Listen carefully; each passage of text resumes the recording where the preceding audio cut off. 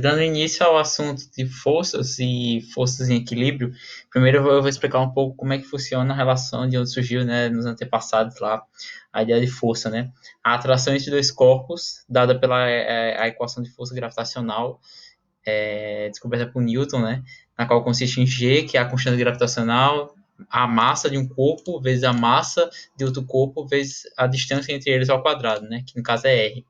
Como é que funciona essa teoria? Essa teoria, ela funciona, ela no sentido de, tipo, dois corpos, qualquer que sejam os corpos que estão ao redor de nós, eles se atraem. Da mesma forma que cargas e sinais opostos, elas se atraem. Então, a única diferença é que essa força, ela é muito pequena. Se dois corpos forem muito pequenos, por exemplo, essa esfera aqui seja uma bola, ou isso aqui seja um cubo, qualquer tamanho deles, por exemplo, vamos supor que o raio dessa esfera aqui seja de 10 metros e a altura desse cara aqui seja de 5 metros, os dois vão atrair muito, tipo, a atração entre eles é muito pequena se você usar essa fórmula, entendeu? Então, o que acontece com isso é que essa força ela é muito pequena e muito desconsiderável comparado com corpos imensos. Por exemplo, a gente sofre uma aceleração aqui na Terra de 9,87, eu acho, ou é 9,81 metros por segundo ao quadrado. Essa aceleração ela é considerável porque os corpos eles tendem a ser puxados para baixo, né?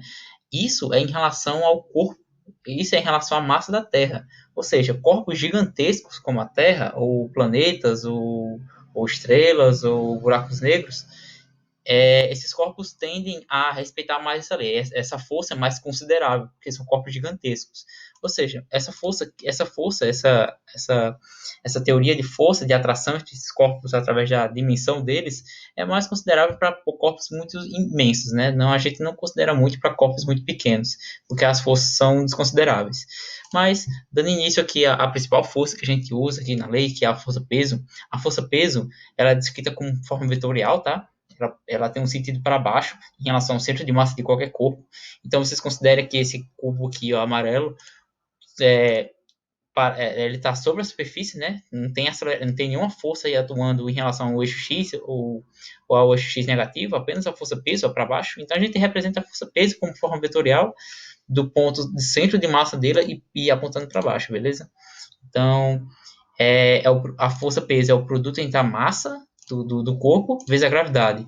Então, eu já tenho aqui a força peso em módulo desse corpo aqui. No caso de uma superfície inclinada, né, eu tenho aqui a força peso ainda apontando do centro de massa para baixo. Se o eixo estiver inclinado, eu sempre escrevo o vetor da força peso do centro de massa dele para baixo e com inclinação em relação ao eixo de inclinação que ele está. Ou seja, esse eixo aqui, ó, ele está inclinado em relação a essa rampa.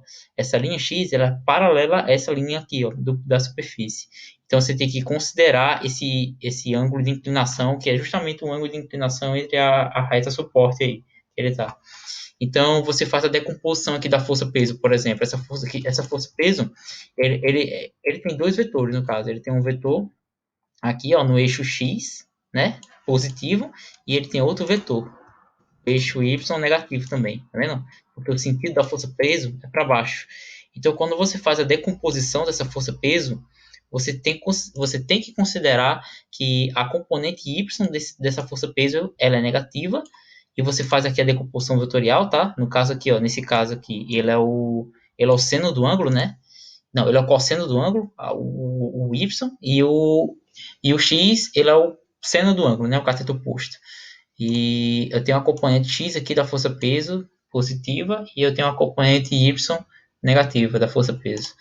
Então eu faço a decomposição vetorial. Nesse caso aqui, ó, como o plano está inclinado e o cubo ele tende a descer, né, nessa rampa aqui inclinada, então a força peso ainda continua apontando para baixo, né? Você sempre tem que botar o vetor força peso do centro de massa puxando para baixo do corpo. Então nesse caso aqui eu não tenho decomposição vetorial, né? Só em relação a tomar cuidado com os eixos, né? Por exemplo, o eixo X é esse aqui, né? Deixa eu pegar essa linha aqui, ó. O eixo X está aqui, tá? Só para ficar mais visível, por exemplo. E o eixo Y ele está na vertical, né? Ele está assim, ó. Beleza? Ele está assim, pronto.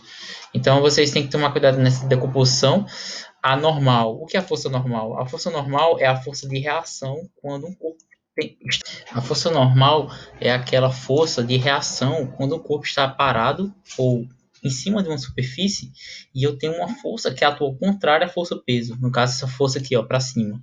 Eu vou, eu vou usar esse vetor aqui, ó. Eu vou trocar a cor desse vetor para ficar melhor. Tipo, deixa eu pegar esse cara aqui. Deixa eu ver se tem como trocar a cor desse cara. Ó, eu vou botar vermelho, então. Deixa eu ver se fica melhor. Então, a força normal, ela vai ser esse vetor vermelho, beleza? Esse vetorzinho aqui vermelho, ó. Ixi, pronto, eu vou deixar ele vermelho assim. Espera. Aí essa força normal, ela atua para cima em relação à força peso. E essa força tende a deixar o corpo em equilíbrio, né, em relação à superfície. É por isso que o corpo ele não vai para frente ou para trás, por exemplo, porque não tem nenhuma força atuando do lado ou do outro, no eixo X positivo, no eixo X negativo, apenas forças em Y aqui, né? Mas essa força aqui normal, ela cancela essa força peso, né? Então o corpo tende a ficar em equilíbrio. Da mesma forma que a força normal, nesse caso aqui, ó, do plano inclinado, você tem que botar do centro de massa. Não, você tem que botar a força normal paralela. Não, paralela não, perdão. Perpendicular ao plano de inclinação. Nesse caso aqui, ó, o corpo está totalmente na superfície e a força normal, ela sai, assim, ela é perpendicular, forma um ângulo de 90 graus aqui, ó, em relação à superfície. Então, a força normal, ela vai ficar aqui, mais ou menos aqui, assim, ó, tá vendo? Aqui. Então, a força normal, ela é perpendicular à superfície de inclinação. Da mesma forma aqui, ó, esse exemplo aqui, ó. Vou pegar esse vetor aqui e eu vou botar, ó, perpendicular à superfície de inclinação. A superfície de inclinação é essa aqui, tá? Eu vou deixar ele em preto para ficar melhor. Deixar ela aqui preto. Deixa eu ver se consigo deixar ela preto. Pronto, essa linha preta aqui é o plano de inclinação. Então, esse vetor vermelho aqui, ó, que está muito claro, mas eu vou botar aquele mais para cima, ele é o vetor normal que sai do centro de massa e ele é perpendicular em relação à superfície do plano. Então, quando vocês forem fazer a somatória das forças que atuam no corpo, vocês têm que somar as forças em Y e as forças em X. Nesse caso aqui, as forças em Y seria tipo a componente da força Y, na força peso aqui, ó, essa aqui, mais a força normal. E isso aqui seria a força normal em X, negativo, e aqui seria a força peso no Y negativo, no caso. As duas componentes aqui são negativas. E aqui seria aqui a anulação, né, da força peso, que é negativo, e a força normal para cima, no Y positivo para cima, e ela anularia, né, a força peso aqui nesse caso. Então, vocês têm que somar vetorialmente essas forças e seus módulos, ou decompor essas forças em relação às questões dadas. Então, vai muito da interpretação da questão.